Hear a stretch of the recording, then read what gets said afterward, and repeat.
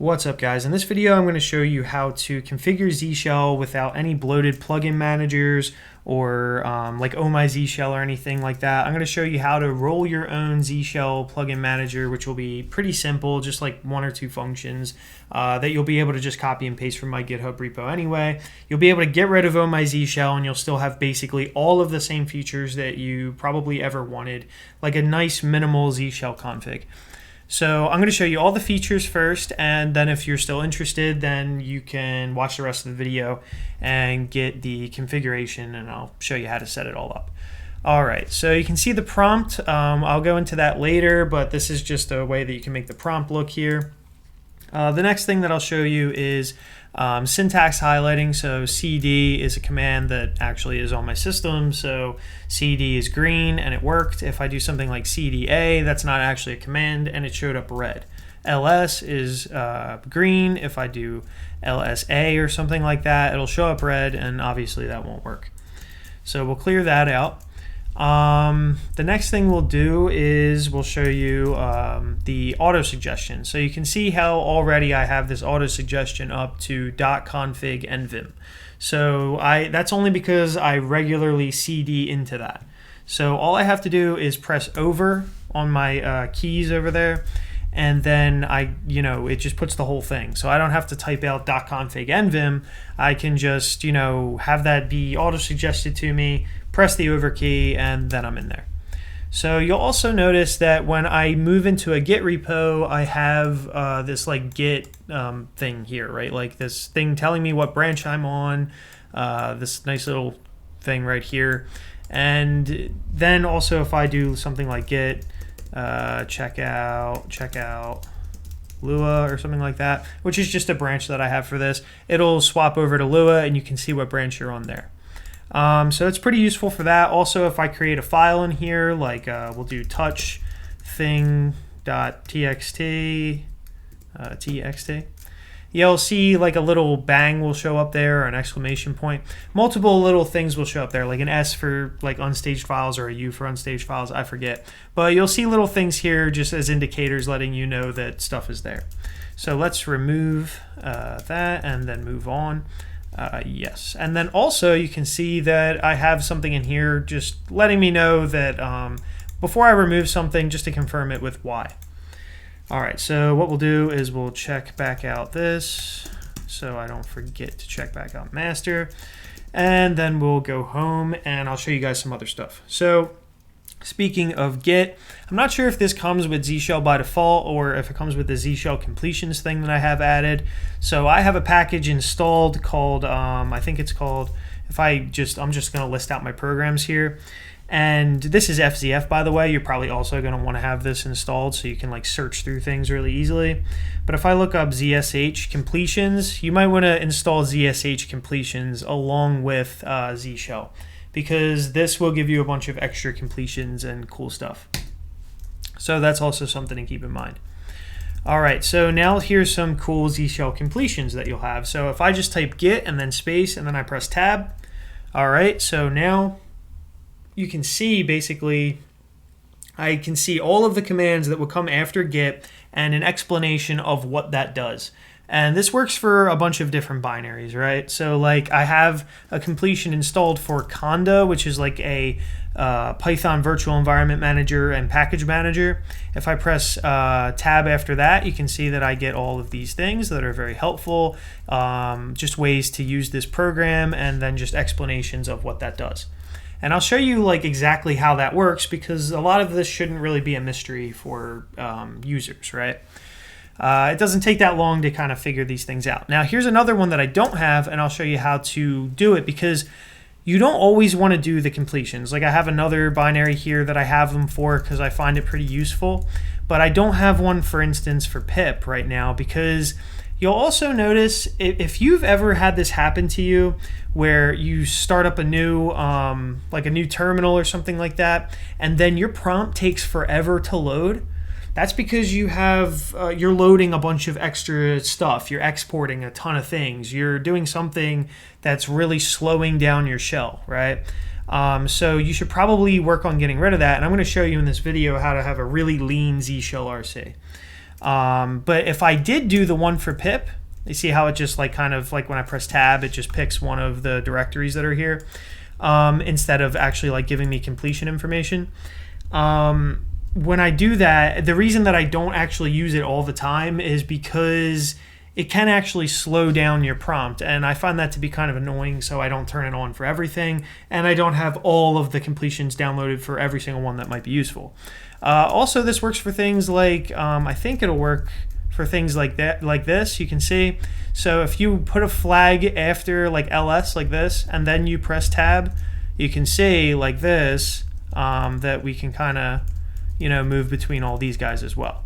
So that's also something, it's a little sneaky. If you do tab here, that won't work, but if you do tab after a dash for things like ls, then that will work. So you can get like the little flags, you can get the flags for things like this. All right, so that's kind of like completion information, or like kind of like a context menu or something like that. That's most of what I can think off the top of my head. There is one other thing. If you're using, if you're an avid Vim user like me, we'll type in this string here, and then you can move through it, say in Vim mode. So if I press I, I'm back in insert mode. If I press escape, then I'm back in normal mode, and I can do things like press X, right? I can move between words by pressing W. I can move back by pressing B. I can also, for instance, press like F and then J and then F and then J, and it'll find the letter that I'm looking for, so it helps me move around. I can press capital I here and jump to the front. I can press capital A and go to the back. So just, useful things like that. And we'll just do X and get rid of all this. So that's also something, but you don't need to install that, but that's something I use because I use Vim a lot, right? So that's very useful for me. All right, so let's get into the configuration. If you want all of my dot files and everything I have, you can check out my mock files repo over on my GitHub. I'll leave a link in the description of the video. And you can check out, for this, we're going to be looking at basically just two configurations in here. And I use GNU Stow. That's why everything's like set up the way that it is. It looks a little unorthodox, but it's this way for a reason. And basically the things that I use, I do have a couple scripts that make things easier. Z-Shell plugins update, but you'll see how that works in a minute. I think that's all I have in there. And then what I have is, there will be a couple things may be useful in my X profile. Basically, you might want to put this in your startup. So the only one that you're going to be interested in is, we're going to change your z.home, right? Because I'm going to be breaking up a few files. And if you ever looked into XDG config stuff or whatever, you can see these XDG config paths up here. These are common places. Maybe I'll make this a little bit bigger so you can see it. These are common places for you to put configurations, caches, and your data, right? So this is where you should always look for config, this is where you should always look for cache, and this is where you should always look for share. So, or for data. And so what we're gonna do is, we're gonna put all of our Z-Shell config in the .config directory by setting the z.dir equal to home/.config/zshell, a directory called zshell. And I'm going to put everything in there. You can ignore all the rest of this file. That's the only stuff that matters. So your XDG paths, and then the zshell config dir. That's what's important. And just put it in a file like X profile. This starts up for me because I'm running a system on X. There's probably one for Wayland. If you're on Mac, just I think what'll work for you is just put .z profile, and that'll work for you. So you can change all that to .z profile. All right, and you can ignore all the rest of the stuff in there. You don't really need it. All right, so then we'll go into Z-Shell here, and you can see that I have quite a few files in here. There is a method to this madness, though. So I'll start with the .zshellrc. Now, when I change my config directory for Z-Shell to .config zshell, and I'll show you what I mean by that. So if I cd .config zsh like this, you can see now this is all the same stuff. right? I have all of this stuff here, just like I have in here, right? The only one you can't see is the .z shell, which is right here, right? So that guy's right there, and so basically what happens is z.dir will look for a .z shell rc in whatever directory you give it. Now remember, we gave that this directory, which is your home, and then .config z shell. So that's where we are right now. Okay, so now what we're going to do is we're going to look through these files, and it gets a lot, simpler from here for the most part. There is a little bit of shell that you're going to have to write or just literally copy and paste from here, but if you copy and paste it from here, you'll notice that a lot of it's very simple. The hardest things to understand are the shellrc and like maybe the prompt. So the first one will be the shellrc right here. And so you can see that I have a bunch of these like different set options, and you can look up the set options. These are useful options that I have set, but what you can do is man zsh options, and you can see different options and pick the ones that you like. This gets rid of control S freezing the terminal. This gets rid of a paste highlight. I hate that. I don't know if you guys have ever noticed that, but it's kind of it was very annoying. I've noticed that the beep thing, this works sometimes and sometimes doesn't. But anyway, you can basically see that a lot of this stuff is just stuff that it's just kind of like extra boilerplate stuff that just makes your experience, in my opinion, a lot better. The interesting stuff will be sourcing particular other files. So things like functions, the prompt, exports, and aliases. So if we look for like aliases here, yeah, we have this thing called zshell add file, and this is one of the things that I have in zshell functions here. So what's in zshell functions? It's just a couple functions, and I recommend you just grab these functions from me. It'll just probably make everything a lot easier. And what it does is you can add a file here. So just any file you want to basically like source or whatever, you can just pass in. So it's just like more declarative. You can just say add a file, and we add exports, just like we see exports here. We add Vim mode. So if you didn't want to add Vim mode, you could just comment that out. We add aliases, and we add the prompt. And the prompt being, you can see this Chris at machine prompt right here, and you can change that for your user. And it's smart, so it'll know to like put your name at your host. Now, let's see. So the other thing that you can see is that I'm adding a couple plugins, right? Now this add plugin thing is with a function that I wrote myself. So you can see it in functions. We'll go back to functions here, and you can see zshell add plugin. This is basically all you need to add a plugin. You don't need anything else. Like this function, all of oh-my-zsh, all that stuff, you don't need it. You basically just need a function this short, and you can pull in all the plugins you want, right?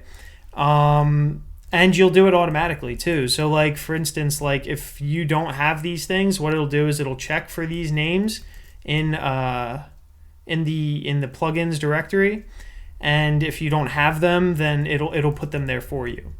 So this is a very useful function. Like basically anyone who wants to add stuff to their add special plugins or whatever to their zshell, of which I actually think only 2 are useful, and those 2 are autosuggestions and syntax highlighting, which I showed you earlier. That's how you do it. I also have a function for adding different completions, and I showed you different completions for get and conda and all that stuff earlier. This is one for conda, so I'm pulling it in. Like now, if I comment this out and I save that, and then if I start up another terminal, I'll make it big, and then if I do conda, I don't get all of the cool completions anymore for conda, right? So that's where I'm getting them from. I'm doing that myself, just like this. And if I wanted to add more completions, I would just go find this is like a GitHub repo, esc conda zshell completions. And I would just literally, go find one that I wanted and pull it in if I wanted another one. There are other ways to do it, but this is just one way that I do it. And I'll show you what a completion file looks like so you can understand how that works. Also, I have a couple useful programs here that I use. So for instance, like Ranger, I use another thing called zoxide, so that's like Z, and then if I can jump to any directory that I want using Z, and I find that very useful. ZI is like Z interactive mode, I think, so if I go like something like this, I can like, go through all of my directories and stuff, so that's pretty cool too. If you want that program, it's called Zoxide, I think, and that's what I use for that. Also, I always recommend that everybody just install FZF. Like for instance, if I do Control R right now, I can get all of the old commands, just kind of like a reverse search. Now you can use regular reverse search for this, but it's much more handsome to do it this way because you can see you get this fuzzy search here over your history file. So I can start to like type like git, and then all this stuff will show up, or I can do like nvim or whatever, and all this stuff will show up. So I just find that kind of cool. All right, so let's get rid of that. And I'll show you these completion files later, but they're not super important. What is important is basically this function right here. Any plugin you want, pull it in like this. It's a lot better than having this big giant bloated oh-my-zsh shell. This is another function for adding completions that is also pretty useful, and I think both of these could be kind of like brought in under one function, but this is just, this is a million times less bloated than most plugin managers in my opinion.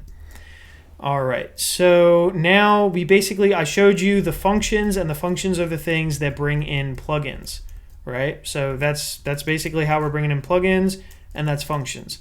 So what are exports, what's Vim mode, and what's aliases, and what is the prompt?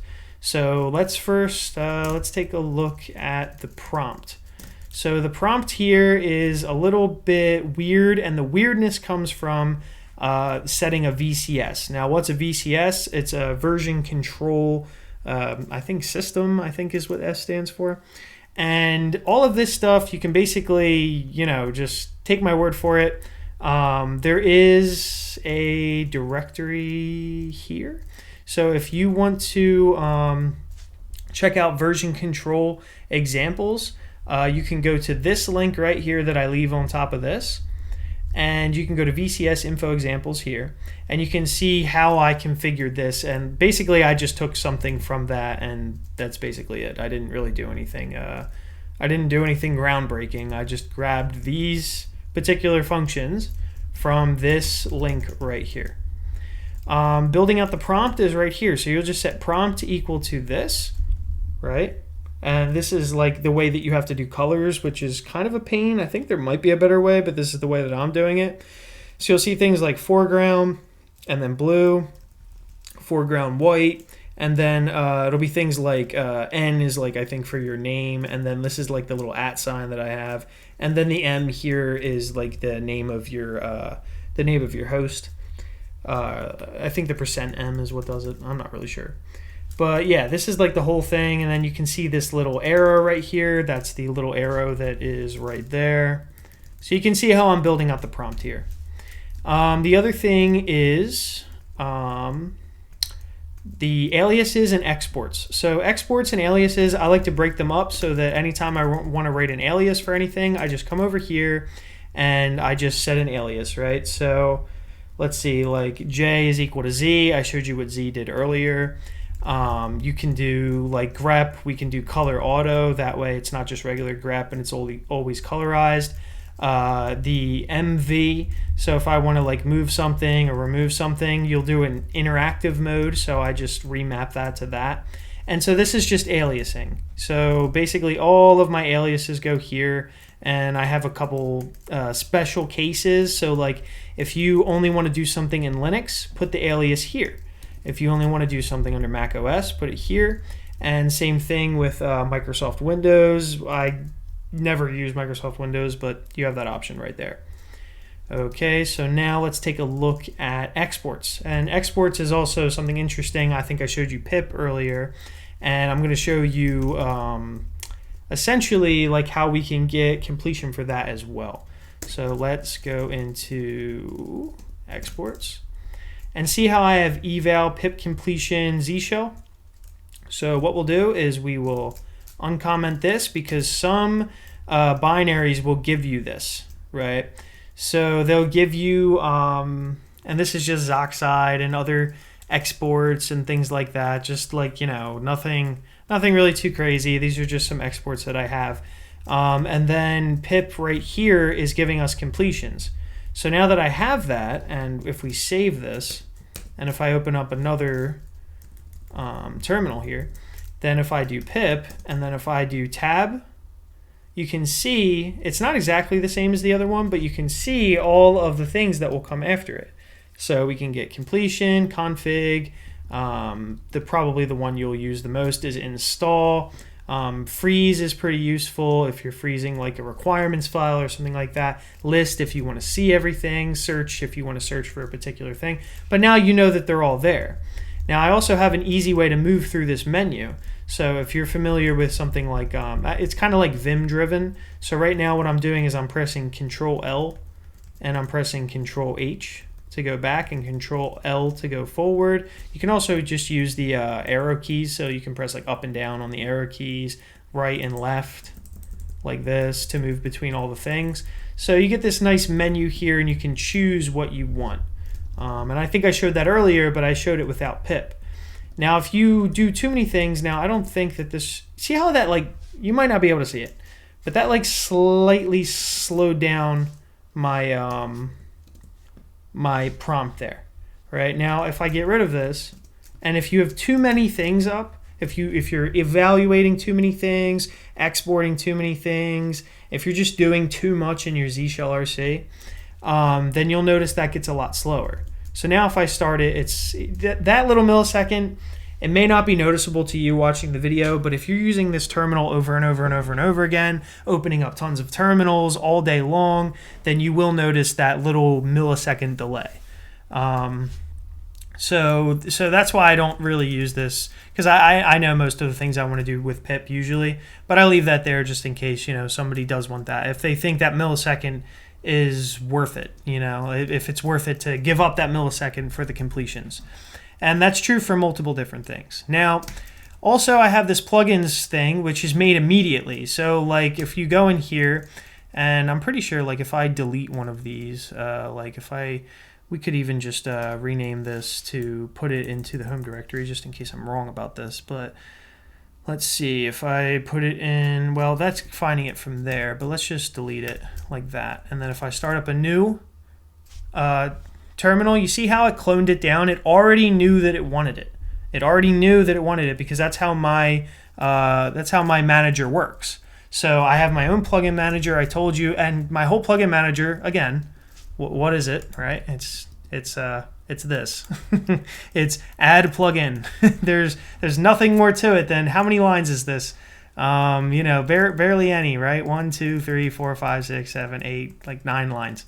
So, and I don't even count a couple of these, right? So basically this couple lines right here is a whole plugin manager. So if we go over here and we get rid of autosuggestions, we'll say yes, get rid of that.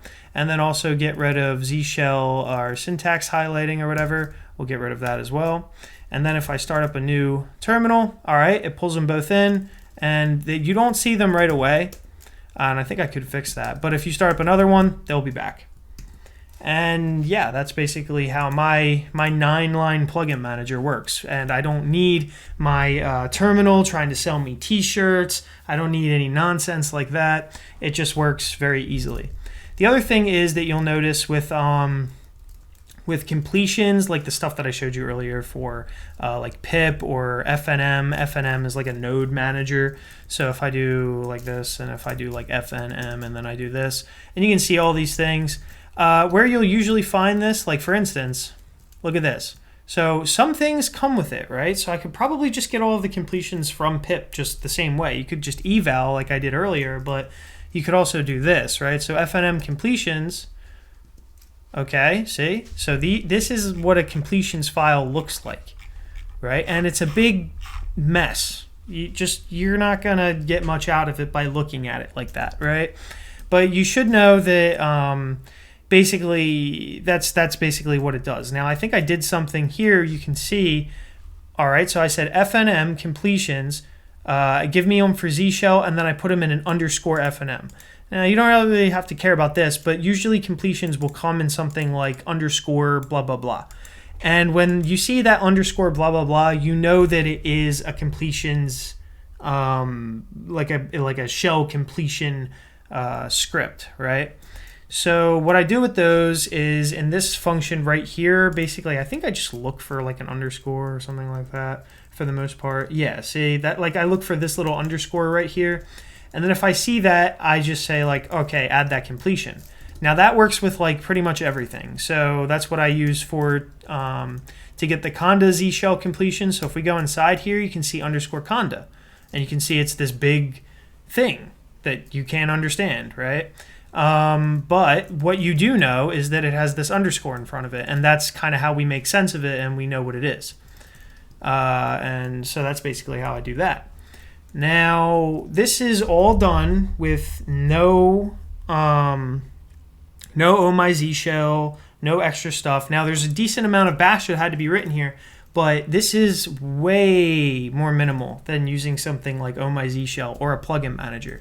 You just don't need it. You probably only ever needed those two plugins anyway.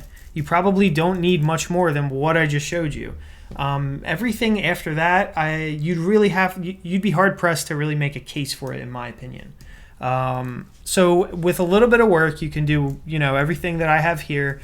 You'll have your whole Z shell thing. If you want to add an alias right here. If you want to add exports and all that stuff, add it here. You want to add your own custom functions, add it there. You want to change your prompt, do it there. And then I don't know if I showed you guys Vim mode here, but basically this gives you like all the Vim mode stuff. So like I think I showed you earlier, and then other things like this too. Like I'm pressing Control K to go up, Control J to go down. Like it's just a little more Vim driven, and I kind of like that. Also, you'll get things like the beam versus the block cursor. So in insert mode, I have that beam, and when I'm in normal mode, I have the block cursor. So it's just something to show you when you're in different modes, whether you're in VI mode or not, right? Or VI normal mode versus like VI insert mode. And so that's what I use for that. And I think this is basically all you need for that. So this is a very short file for the most part. Yeah, but I think that's pretty much it. So there's basically no excuse for you to really need oh-my-zsh shell anymore, or any Z shell plugin manager for that matter. And then people can hopefully start decoupling their plugins and stuff like that from oh-my-zsh shell. Because if you look at that thing, like if we go over to, let's open up oh-my-zsh shell. Like I just showed you that. It might have seemed complicated, right? But if we do oh-my-zsh,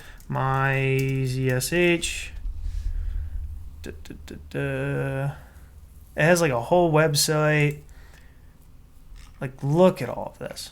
It's craziness. Now, it has lots of stars because I guess people need all the wacky stuff that it provides, themes and all these things. But if you're like me and you just want something extremely simple that just does what you need it to do without trying to sell you t-shirts and pulling in thousands of lines of configurations, last updated 5 years ago, some yesterday, just like all this kind of stuff, endless plugins for all different languages that are not useful. Like, who realistically, and who knows when, like this one was updated like 5 years ago for PJ. What's PJ? Project jump? I don't know. Maybe it is cool. Who knows? But if you did want it, you could start up a directory. This is what I would recommend that you do. You take this, right? If you really like this, host it on your GitHub, and then do this, right? Use my one-liner, or not really a one-liner, but 9 lines of shell code, right? And then go into ZSH, right? And then go like this. We'll do, actually, I guess I already have it open. One sec. Yeah, go right over here into your zshrc, and then just do zsh add plugin, and then just pull it in, and it's that simple. Like you could just host it on your own thing, and then that's it. And then people could hopefully decouple from this monstrosity monolith that is oh-my-zsh shell. There's too many just nonsense things in here. It's kind of a bloated mess. It's totally unnecessary in my opinion, especially for people who just want like a very simple Z shell config. So that's basically all I wanted to show you guys in this video. If you want to check out more of my dot files and all that stuff, I keep them all in mock files, just some common programs and stuff that I use. If you have GNU Sto, you can basically grab all this stuff very easily. Just make sure if you're going to use the config like how I do in the zshell directory, make sure you go into my X profile here and just make sure when you start up your shell that your z.dir is moved over. And then if you have this, then you'll be just fine. You'll be able to use my whole zshell stuff like you could basically copy and paste all of this stuff into .config and it should just work without a hitch. But yeah, that's pretty much it. Just kind of wanted to make a video bashing oh-my-zsh and kind of show you how to just set up a more minimal config. So yeah, let me go through a few places where you can find me and support some of the content, and then I'll get out of here. So obviously you can follow me over on YouTube, and you can check me out over on Twitter. You can follow me over on Twitch. Sometimes I stream. If you want to support my content, you can check me out over on Patreon. And then also you can check out my blog as well. So that's pretty much it for this video, guys, and I'll see you guys in the next one.